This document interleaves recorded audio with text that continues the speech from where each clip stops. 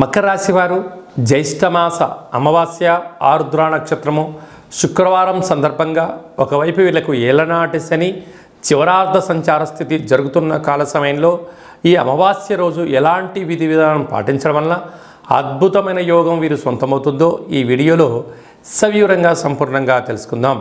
మకర రాశిలో ఏ నక్షత్రాలు వస్తాయనగా ఉత్తరాషాఢ నక్షత్రంలోని 2, 3, 4 పాదాలు, శ్రవణ నక్షత్రంలోని 4 పాదాలు, ధనిష్టా నక్షత్రంలోని 1, 2 పాదములు కలిపితే మకర రాశి అవ్వడం జరుగుతుంది.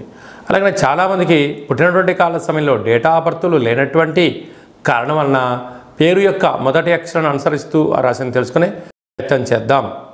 బో, జా, జీ, జూ, జే, జో, ఘ, గా, గి అక్షరాల బంధుడు మకర రాశి జాతకులే. మకర రాశి అధిపతి శని భగవానుడు. వీరికి మకర రాశిలో నుండి 2వ స్థానంలో శని భగవానుడు స్వక్షత్రకంగా ఉండడం వలన కొన్ని సమయాల్లో ధనాన్ని విచ్చలవిడిగా ఖర్చు పెట్టే పరిస్థితి ఉంటుంది. అంటే ఆ వస్తువు కొనేటప్పుడు అది ఎన్నిసార్లు ఉపయోగపడుతుంది, ఎన్నిసార్లు ఉపయోగపడదు అనేటు ఆలోచించకుండా సమయం ఉంది కదా, ధనం ఉంది కదా అని చెప్పి వాడడం మొదలు పెడుతున్నారు. రాబోయే కాలంలో ఇది ఆపకపోతే స్థిరచరాస్తులు మంచు కొండలో మంచు ఎలా కరిగిపోయే డబ్బులు ఎలా వెళ్ళిపోతాయో అలా వెళ్ళిపోయే ప్రమాదం పొంచి ఉంది. తస్మాత్ జాగ్రత్త. తృతీయ స్థానంలో రాహు సంచారం చేయడం వలన దయచేసి తల్లిదండ్రుల మాట, గురువుల మాట, మీ క్షేమాన్ని గురించి ఎవరైతే చెప్తే వారిని వీరే ప్రయత్నం చేయండి. విజయం మీ సొంతమవుతుంది.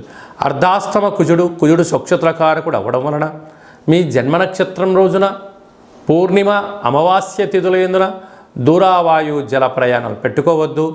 వీలైనంత వరకు మౌనంగా ఉండే ప్రయత్నం చేయండి. అలాగనే ఆవేశం తగదు అని చెప్పి గుర్తుపెట్టుకోగలగాలి. పంచమ స్థానంలో గురు సంచార స్థితి ఉండడం వలన విద్యలో, ఉద్యోగంలో, వివాహ తదనంతరము సంతానము, విదేశీయానము యోగదాయకం అని చెప్పి గమనించాలి. ఏడాది తర్వాత రవి భగవానుడు మిథున రాశిలో రవితో కలిపి శుక్రుడు సంచారం చేయడం వలన కొన్ని చిన్న విషయాలకు ఆందోళన తగదు.